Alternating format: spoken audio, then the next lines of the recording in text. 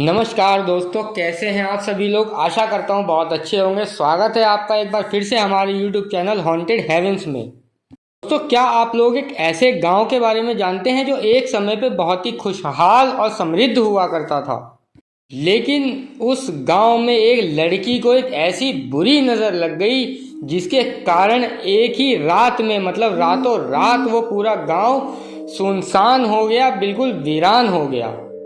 उस गांव को उस रात ऐसा श्राप लग गया कि जो कोई भी इस गांव में बसने की कोशिश करेगा या दोबारा इसे बसाने की कोशिश करेगा, उसका दोस्तों पूरा खानदान खत्म हो जाएगा। आज के बाद से, मतलब जब उसको श्राप लगा था, जब के बाद से ये गांव सिर्फ और सिर्फ वीरानियत के अंधेरों में रहेगा दुनिया के अंत तक। श्राप को देने वाले कोई और नहीं बल्कि उसी गांव के लोग थे। तब से लेके आज तक भी अगर आप लोग उस गांव के आसपास जाएंगे तो आप लोग सेंस कर पाएंगे कि आपके आसपास चारों ओर कुछ है, कुछ ऐसा जो कि पॉजिटिव नहीं है, कुछ ऐसा जो कि नेगेटिव है, और आपके चारों तरफ, आपके इर्द गिर्द ही घूम रहा है। तो दोस्तों, इस गांव का नाम जान लेते हैं। बहुत से लोग जानते भी होंगे, इसका गांव का नाम है कुलधरा। कुलधरा की जो प्रॉपर हिस्ट्री है, पूरी बात है, वो उसके बारे में हम फिर किसी अगले वीडियो में बात करेंगे। आज हम लोग हिस्ट्री और स्टोरी की बात नहीं करेंगे, क्योंकि आज हम इसी गांव में घटी एक ऐसी खतरनाक, खौफनाक, भूतिया घटना की कहानी लेकर आया हूं आप लोगों के सामने। बहुत लंबे समय पहले नहीं बल्कि हाल फिलहाल में कुछ सालों पहले ही किसी के साथ घटी है। वो किसी और की गलती से नहीं बल्कि उसी व्यक्ति की गलतियों से घटी है। उस लड़के का नाम करण था। तो आइए जानते हैं इस करण के साथ पूरे विस्तार में कि क्या कुछ हुआ उसके साथ। तो दोस्तों, करण, कुलदीप और राहुल, ये तीनों जयपुर के एक हॉस्टल में रहा करते थे। वहीं पर अपनी पढ़ाई कर रहे थे, इंजीनियरिंग कर रहे थे। लगभग 21-22 साल इनकी एज हो चुकी थी। फर्स्ट ईयर से लेकर लास्ट ईयर तक ये लोग एक ही हॉस्टल के एक ही कमरे में रहते थे। बहुत ही जिगरी वाले दोस्त होते हैं ना, बेस्ट फ्रेंड थे बिल्कुल। जब इन लोगों की पढ़ाई कंप्लीट हो जाती है, तीनों एक दूसरे से प्रॉमिस करते हैं कि भाई जब कभी भी हमें मौका मिलेगा हम लोग ज़रूर एक दूसरे से दोबारा मिलेंगे और अच्छा पुरानी यादगारों वाला टाइम स्पेंड करेंगे। अब हम लोग अच्छा वाला एक दूसरे को बाय बोलते हैं और अपने अपने रास्ते पर फिलहाल आगे बढ़ जाते हैं। करण जो था वो जैसलमेर चला जाता है। उनका पारिवारिक कोई व्यापार रहा होगा, वो उसको संभालने में लग जाता है। कुलदीप जो था वो अपनी फैमिली के साथ अच्छे खासे रिहायशी इलाके में रहने लगता है, जहाँ पर उसकी फैमिली थी, और अच्छी खासी जॉब की तलाश करने लगता है। और राहुल मुंबई आ जाता है। राहुल मुंबई का ही रहने वाला था। मुंबई में रह के कुछ काम धंधा करने लगता है। और इसके बाद दोस्तों कुछ समय बीता ही था। सन 2025 का टाइम रिसेंटली आया ही था। तो अपना जो राहुल था, कोई फेस्टिवल के कारण या कुछ तो ऐसा रहा होगा जिस कारण राहुल को मुंबई में जॉब पे से छुट्टी मिलती है। तो इसी वजह से राहुल का बहुत मन होता है कि वो अपने पुराने दोस्तों से मिलने के लिए जाए। वो पहले छुट्टी मिलते ही तुरंत कुलदीप को फ़ोन करता है और बोलता है, बहुत टाइम से मैं इधर अकेले बोर हो रहा हूँ, मन कर रहा है उधर आने का, मैं आता हूँ, घुमाएगा क्या। कुलदीप बोलता है, नेकी और पूछ पूछ, वैसे भी मुझे तुम दोनों की बड़ी याद आ रही थी। बोलता है, फटाफट आ जा, हम लोग घूमेंगे फिरेंगे, मस्त पुरानी यादें ताज़ा करेंगे जैसे हम लोग फर्स्ट और सेकेंड ईयर में किया करते थे। मैं भी छुट्टी ले लेता हूँ। तो राहुल क्या करता है, फटाफट अपनी पैकिंग वगैरह करता है, ट्रेन बुक करता है और जयपुर आ जाता है। कुलदीप के साथ बहुत बढ़िया तरीके से घूमता फिरता है आने वाले 2-3 दिनों तक। 2-3 दिन के बाद इनको समझ नहीं आ रहा था यार अब कहाँ कहाँ जाएं, क्योंकि जयपुर इतने लंबे समय तक रहे हैं, इन्हें सारी जगहें पता है, फिर भी काफ़ी घूम लिए थे ये लोग। बोलता है कि अब क्या करें, जैसलमेर घूमने चलें क्या। राहुल ये बात बोलता है कुलदीप से, तो करण बोलता है कि हाँ यार, मैं तो सोच ही रहा था जयपुर जैसलमेर चलते हैं और कुलदीप से भी मिल लेंगे। कुलदीप नहीं, करण जो था वो अपने जैसलमेर में रहता था और एक लोअर क्लास फैमिली से बिलोंग करता था। कुलदीप ने करण को फ़ोन किया और कहा, भाई जैसलमेर घूमने की बड़ी इच्छा हो रही है, क्या आ जाएं क्या हम लोग। करण बोलता है, मेरा घर तुम्हारा घर, बिंदास हो क्या हो यार, जब तक मन करे आराम से रुको, घूमो फिरो, खाओ पियो, कोई टेंशन वाली बात नहीं है। ये दोनों ये सुन के बहुत खुश हो जाते हैं और फटाफट बस पकड़ते हैं और पहुंच जाते हैं आप फाइनली जैसलमेर। वहाँ पे इनको करण मिलता है, बढ़िया से अपने घर में रखता है और बढ़िया करके इनको पूरा जैसलमेर घुमाता है। और अच्छा खासा घूमते फिरते इन लोगों को आने वाले और 2-2.5-3 दिन कंप्लीट हो जाते हैं इन लोगों के। फिर से ये लोग सोचने लगते हैं, अब भाई अपना जो राहुल था ये मुंबई से लगभग 15 दिन की छुट्टियां लेकर आया था। अच्छी खासी 15-16 दिन की छुट्टियां इसलिए ली थी क्योंकि इसका विचार था कि बढ़िया से घूमूंगा और अपने इंजीनियरिंग वाले टाइम को बढ़िया से दोबारा जीऊँगा। अभी क्या 5 दिन में जयपुर और जैसलमेर घूम के हो गया इन लोगों का पूरा। अभी कहाँ जाएं? भाई घूमते फिरते जगहों के बारे में डिस्कस करते करते ऐसे ही बातों बातों में जिक्र होता है कुलधरा का। कुलधरा जो है ये जैसलमेर से ज़्यादा दूर नहीं है, लगभग वहाँ से 30-35 किलोमीटर की दूरी पर होगा। राहुल जो था अपने दोस्त को करण को बहुत ज़्यादा इच्छा जताता है कि यार तेरे घर के पास कुलधरा गांव है, कैसे भी करके घुमाने ले चलना यार। कॉलेज के टाइम में तो तू पूरी रात बैठ करके हम लोगों को कुलधरा की कहानी सुनाता था। कुलधरा की हिस्ट्री क्या है, ज्योग्राफी क्या है, वहाँ पर जाने से लोगों के साथ क्या क्या दुर्घटनाएं हुई हैं। लोगों ने तो भूतों को वहाँ पर एक्सपीरियंस किया है, तो बहुत कुछ बताता था। आज तक वहाँ पर जा नहीं पाया हूँ, इस बार तो चलते हैं। अब इतना सुनते ही करण ने भैया फ़ौरन मना कर दिया कि नहीं भाई वहाँ नहीं जाना है, और साथ ही साथ कुलदीप को भी बोल दिया कि देख भाई ये वहाँ जाने की बात कर रहा है और तुझे पता है ये कितना ज़िद्दी है, चाहे कुछ भी हो जाए हम लोगों को कुलधरा नहीं जाना, इसे अच्छे से समझा। कुलदीप भी जो है वो राहुल को बहुत समझाता है कि नहीं भाई हम लोगों को उधर नहीं जाना है, हम लोगों ने बहुत कुछ वहाँ के बारे में सुना है, के लिए कमी नहीं है राजस्थान में, तू बोल कहीं और चलते हैं, पुष्कर चलते हैं हम लोग। ये बोलता है नहीं भाई जाना है तो वहीं जाना है, चाहे कुछ भी हो जाए। कुलदीप ने इसको थोड़ा सा सुना दिया और जो करण ने इन लोगों को कमरा दिया था रुकने के लिए वहाँ पर जाके सो गया। अभी भी जो करण था, करण और राहुल घर के आंगन में बैठ के बातें कर रहे थे। फाइनली दोस्तों राहुल ने कैसे बातों को घुमाया, कसम वसम दे करके कुछ भी करके करण को जो था अपने वश में कर लिया, मतलब कि करण से हाँ करवा लिया कैसे भी करके। फाइनली करण को मना लिया कि भाई आज रात चलते हैं कुलधरा, भी रात को एक्सपीरियंस करेंगे आखिर वहाँ पर क्या होता है क्या नहीं। ये बात तो पक्की है कि भूत वगैरह तो नहीं होते हैं, ये बात तो लोग बाग ऐसे ही बोल देते हैं। ये बात लिटरली राहुल ने करण के दिमाग में डाल दी। राहुल जो था उसकी शुरू से इस तरह की बहुत हैबिट कह सकते हैं, आदत कह सकते हैं, वो सामने वाले को इस तरीके से कन्वेंस कर लेता था कि सामने वाला ना चाहते भी उसकी बातों में आ जाए। राहुल ने इसी तरीके से करण को भी सेट कर लिया, वहाँ पर भूत नहीं है, वहाँ पर कुछ नहीं है, रात को घूमेंगे, बड़ा मज़ा आएगा। अब करण के पास बाइक थी, करण बाइक निकालता है, बोलता है घर पे लगभग सभी लोग सो चुके हैं, 12 बज रहे हैं और लगभग 1 घंटे में हम लोग कुलधरा पहुंच जाएंगे, जितना हो सकेगा जल्दी से जल्दी वहां पर घूमेंगे फिरेंगे और सबके उठने से पहले वापस फटाक से घर पहुंच जाएंगे। राहुल जाता है अपने रूम में, बैग वैग उठाता है, पानी वानी रखता है और नीचे आ जाता है। नीचे करण बाइक वाइक लेकर के तैयार खड़ा था बिल्कुल निकलने के लिए। बाइक वाइक स्टार्ट करके ये लोग थोड़ी ही देर में कुलधरा गांव के बिल्कुल ठीक सामने पहुंच गए। बाइक वाइक खड़ी करी और अनजान और उतर के अंदर जाने लगे। लोग सोच रहे होंगे मैंने अनजान क्यों बोला। अब अनजान इसलिए क्योंकि ये लोग नहीं जानते थे कि आज रात इन लोगों के साथ वहाँ पर क्या कुछ घटने वाला है। अभी तक तो ये जर्नी इन लोगों को बहुत अच्छी लग रही थी, कहीं ना कहीं करण के दिमाग में भी ये बात क्लिक कर रही थी कि यार भूत प्रेत ऐसे थोड़ी ना होते होंगे, और अगर होते भी होंगे तो ऐसे थोड़ी ना कहीं पर भी खुले में घूमते होंगे, एडवेंचर तो है। और वैसे भी उस श्राप को, उस बात को इतना टाइम, इतना सालों बीत चुके हैं, और वैसे भी ऐसा थोड़ी हो जाएगा कि किसी आदमी ने बोल दिया कि यहाँ पर बसावत नहीं होगी, कोई रहेगा नहीं, ऐसा नहीं होता है। इतना सोच करके ये लोग अंदर जाने लगे।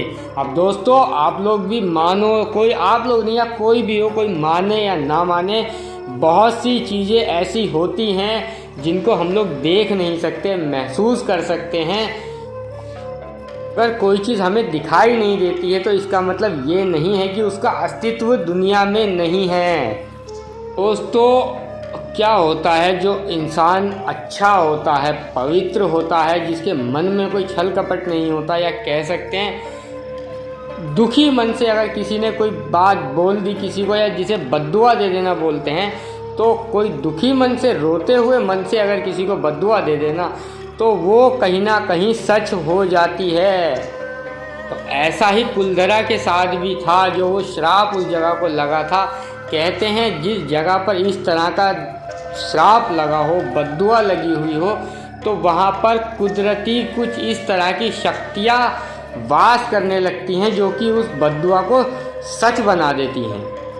गांव में तो श्राप भी ऐसा लगा था कि इस जगह पर सब कुछ उजड़ जाएगा। श्राप की वजह से उस गांव में सब कुछ उजड़ गया था, सब कुछ वीरान हो गया था। तो आप लोग खुद ही इमेजिन करके देखो कि वहाँ पर किस तरह की शक्तियाँ वास करती होंगी, जो कि आज भी वो गांव बस नहीं सका है दोबारा। आज तक ये भी कोई नहीं जानता कि एक रात में, सिर्फ एक रात में वहाँ के सभी लोग कहाँ गायब हो गए, कोई नहीं जानता। अलग टाइम लूप में, या किसी अलग पोर्टल में, या किसी और ही दुनिया में चले गए, क्या मालूम। फिर वो अदृश्य हो गए, गायब हो गए, लेकिन आज भी उसी गांव में हैं। और इतना सब कुछ जानने के बाद भी ये लोग अनजान बन रहे थे, अनदेखा अनसुना कर रहे थे उस चीज़ को, और अंदर आ गए, वो भी आधी रात को। और लगभग 20-30 मिनट इन लोगों ने अपने फ़ोन की फ्लैश लाइट जला करके गांव में घूमे फिरे, मस्ती करी, बातचीत करी, बैठे, खूब हंसी मजाक भी करा। फिर ये लोग बोलते हैं चलो यार अभी घर चलते हैं, बहुत हो गया। और राहुल बोलता है देखा करण, मेरी बातें सही लगी कि नहीं, मज़ा आया कि नहीं।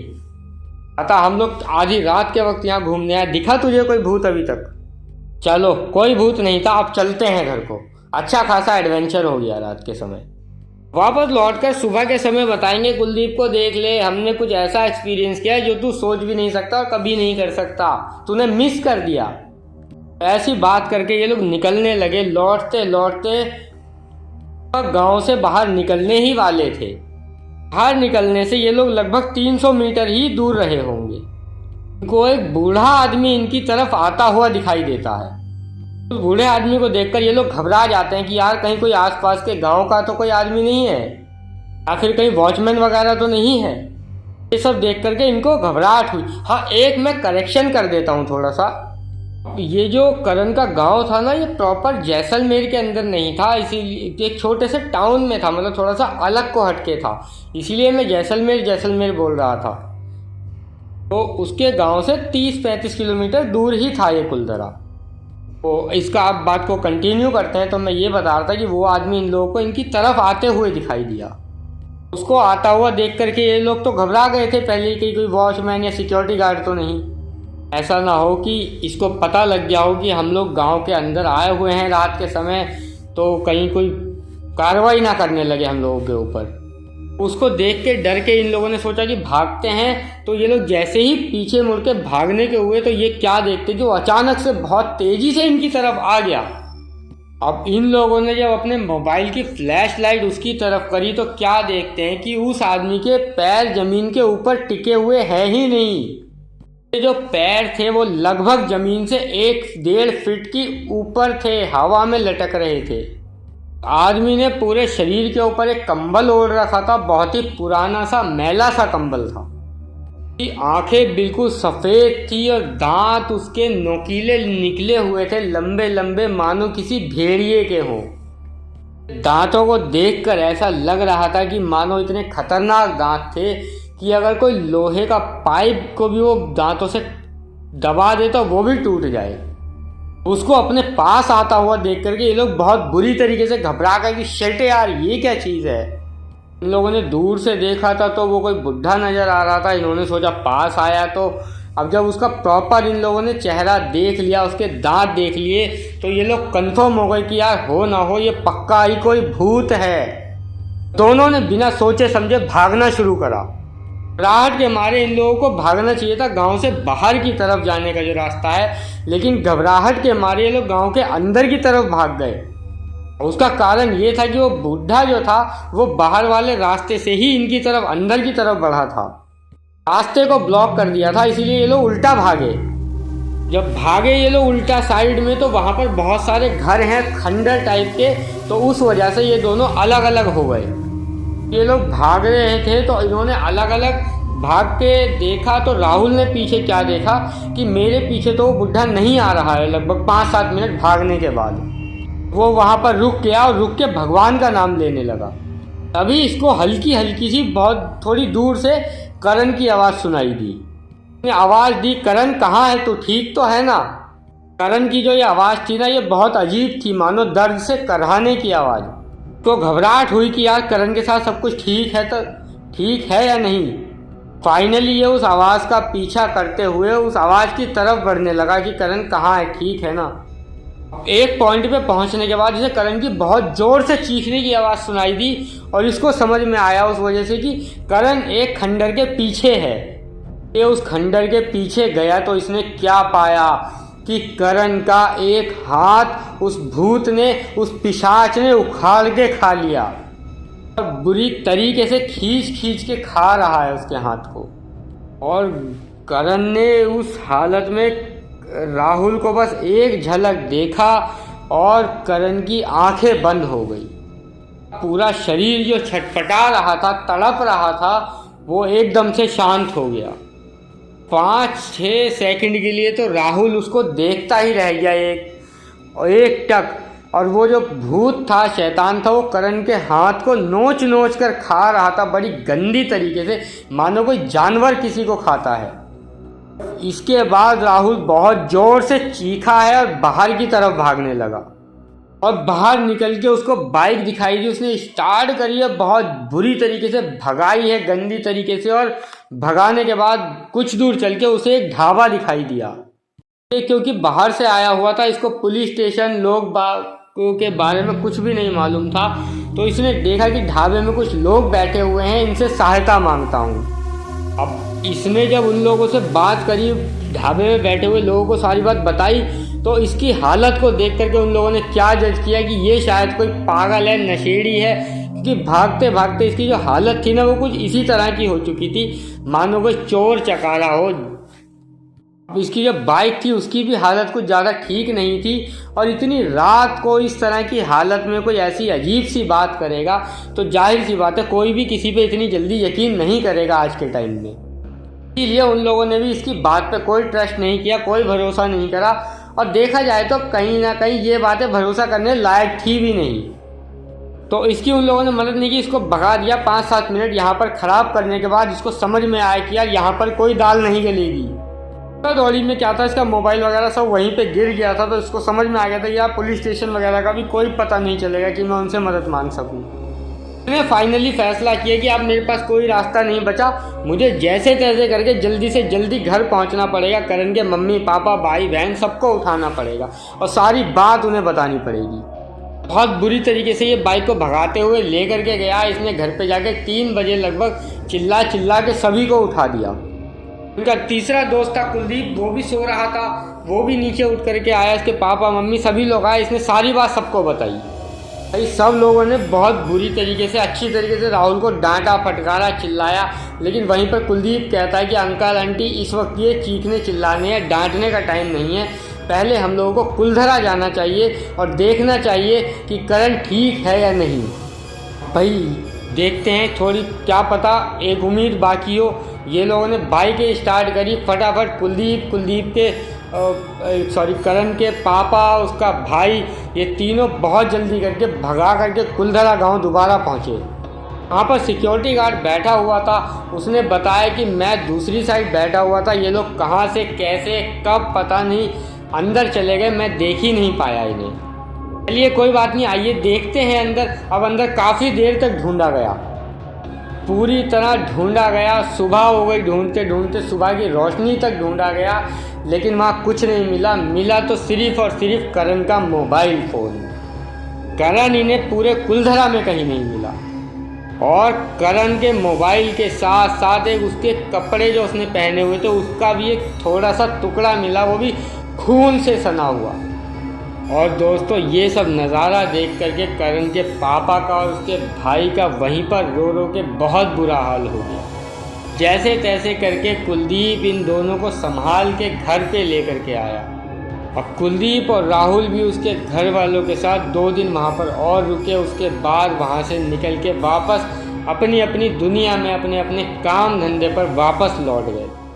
अब क्या ही कर सकते हैं, क्योंकि जो सिचुएशन थी, जिस जगह ये लोग गए थे, वहाँ से करण कभी लौट कर वापस ही नहीं आ पाया।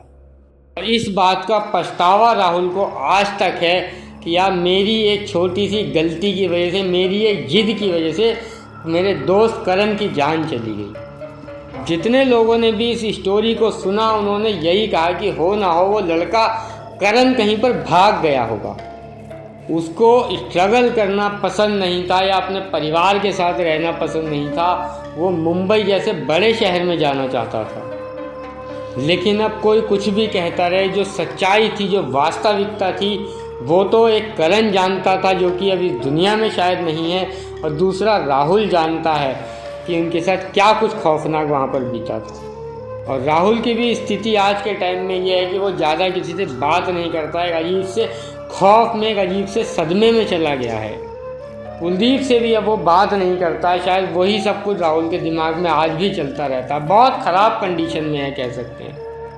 अब इस पूरी की पूरी घटना की जानकारी मुझे किसी और ने नहीं बल्कि खुद कुलदीप ने जीमेल पर लिख कर भेजा और कहा बताओ सबको, एक अच्छी सीख मिलेगी कि कई बार कुछ लोग अपनी मौज मस्ती एडवेंचर के चक्कर में किस तरह से अपने पूरे परिवार की ज़िंदगी ख़राब करके रख देते हैं। जैसा कि आप लोगों ने अभी इसके बारे में सुना, जैसा इस आज के किस्से में हुआ। तो आज इसी नोट के साथ इस कहानी का यहीं पर अंत करते हैं। अगर आप लोगों को ये कहानी कहूँ, इसे क्या कहूँ कि एक परिवार का एक सदस्य चला गया, अगर आप लोगों को अच्छा लगा हो तो प्लीज़ कमेंट करके बताइएगा। लाइक करना ना भूलें। अगर अच्छा लगा हो सुनकर तो चैनल को सब्सक्राइब करना ना भूलें।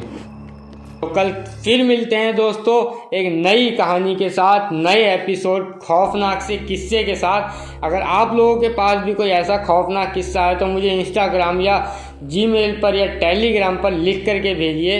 हो सकता है हमारा अगला एपिसोड आपकी कहानी के ऊपर बन रहा हो। हंसते रहिए, मुस्कुराते रहिए और स्वस्थ रहिए। गुड नाइट, शुभ रात्रि, शब्बा खैर।